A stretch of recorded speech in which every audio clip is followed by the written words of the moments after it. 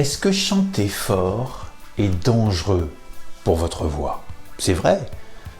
On pourrait se poser ce genre de questions. Est-ce que je peux faire ça régulièrement, tout le temps, sur des longues durées? Est-ce qu'il y a un certain nombre de décibels à ne pas dépasser? Quels sont les premiers signes qui doivent m'alerter en tant que chanteur? Voilà le sujet d'aujourd'hui. Bonjour à tous, c'est Cédric, ravi de vous retrouver dans cette toute nouvelle vidéo où nous allons parler de volume vocal.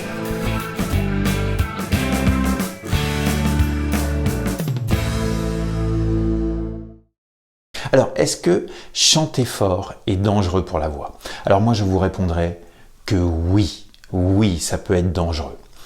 Une voix chantée se trouve aux alentours, tout dépend des personnes et tout dépend des chanteurs, entre 20 dB et 75 dB. Voilà en gros la palette de volume à adopter pour votre voix. Alors, si vous allez au-delà de ces 75 dB, ça peut être 80, comme je vous disais, suivant l'épaisseur de vos cordes vocales, on peut très bien avoir beaucoup plus de facilité à atteindre un volume sonore. Mais tout du moins, au-delà de ce seuil, on s'aperçoit que pour des personnes qui sont totalement débutants dans le chant, qui ne pratiquent pas la technique vocale, qui n'ont jamais rien fait et qui poussent sur leur voix, qui atteignent un volume sonore beaucoup trop fort, ça peut être dangereux, surtout si c'est fait de manière répétée et prolongé. Moi, je trouve que quand on est passionné par le chant, c'est vraiment dommage de se mettre en danger puis finalement de ne plus pouvoir se servir de son instrument comme on le souhaite.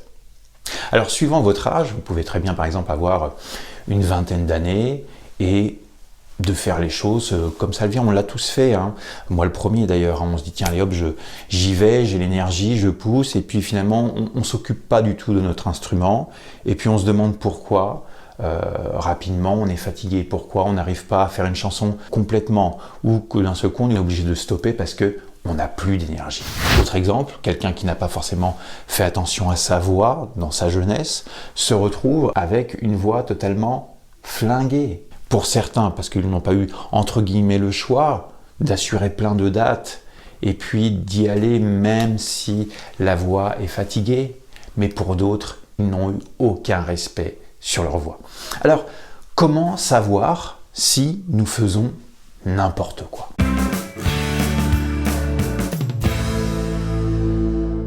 Les premiers signes de la fatigue vocale qui doivent tout de suite t'alerter, c'est une voix rocailleuse qui vient instantanément. Ça, c'est très embêtant. Tu es en train de chanter et puis tu sens d'un seul coup que ta voix s'enraille. Tu sens un amas de mucosité qui viennent dans la gorge et qui t'empêche clairement de chanter. Tu sens que d'un seul coup, il y a un voile, mais que tu n'as pas décidé, mais qui vient instantanément. Peut-être que tu vas trouver ça sympa. Peut-être que tu vas trouver que ta voix a un timbre intéressant pour chanter.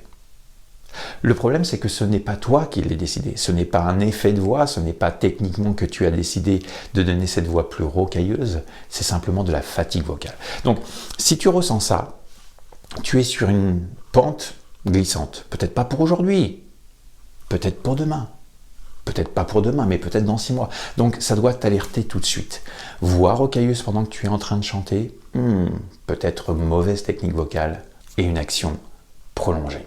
Deuxième signe aussi, c'est picotement. Tu es en train de chanter, d'un seul coup, boum, tu as un picotement qui se positionne ici, et ça te fait, j'exagère un peu, une douleur très gênante qui te stoppe net, et limite tu as même du mal à chanter juste après. Ça aussi, c'est un signe qui doit t'alerter.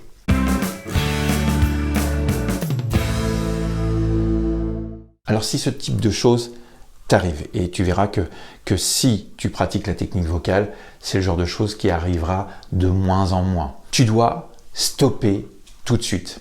Je sais, quand on aime chanter, quand on est passionné par le chant, eh bien on se dit, tiens, cet après-midi j'ai du temps libre, j'ai 2-3 heures à tuer et je chante et je chante et je chante, et puis je stoppe quand j'ai plus de voix, hein? Tu vois ce que je veux dire? Alors justement, si tu ressens ça, stop tout de suite. Tu stoppes une demi-heure, tu stoppes tout le reste de l'après-midi, tu laisses ta voix se reposer. C'est très important si tu souhaites pouvoir la réutiliser plus rapidement. Tu sais, c'est un petit peu comme quand tu fais du sport. Tu fais de la musculation, tac, tac, tu soulèves de la charge, de la fonte, et il va falloir un laps de temps à ton muscle pour se reconstruire, pour qu'il reconstruise toutes les fibres pour pouvoir résister aux prochains exercices que tu vas lui donner. Eh bien, c'est exactement pareil pour ta voix. Donc tu stops complètement et puis tu prends un instant pour te dire, tiens, est-ce que ce que je fais techniquement, c'est correct? Est-ce que la manière que je travaille ma voix est correcte? Est-ce que je ne suis pas en train de lui faire tout simplement du surmenage et puis je suis en train de la fatiguer bêtement? Revois ta manière de travailler, c'est très important. Et puis, moi, ce que je te conseille de faire, c'est d'aller voir un professionnel de la voix qui va pouvoir t'aider pour te guider plus facilement.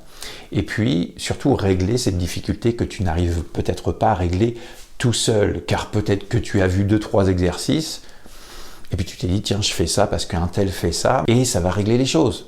Mais tu t'aperçois que non, et tu ne sais pas comment faire. Eh bien, c'est là qu'on a besoin d'un petit coup de pouce, se faire aider par quelqu'un qui va nous dire, ah ben là, attention, là, tu fais ça, tu as tel type de voix, tu as telle fragilité, tu as tel atout, voilà comment tu devrais travailler ta voix. Voilà typiquement, par exemple, comment moi je travaille avec mes élèves pour leur faire comprendre comment travailler leur voix, pas la voix d'un tel, leur voix. Qu'est-ce qu'ils peuvent se permettre de faire? Quels sont leurs points forts, leurs points faibles, pour en faire une force et pour pouvoir avancer plus librement en tant que chanteur. Si tu respectes bien ce que je t'ai dit aujourd'hui et que tu as aimé cette vidéo, je t'invite à la liker et à la partager. Et bien sûr, si tu as besoin de plus de conseils, je t'invite à me rejoindre dans mes cours particuliers via Skype ou en présentiel en Normandie. Je te souhaite une très bonne journée. À bientôt. Bye bye.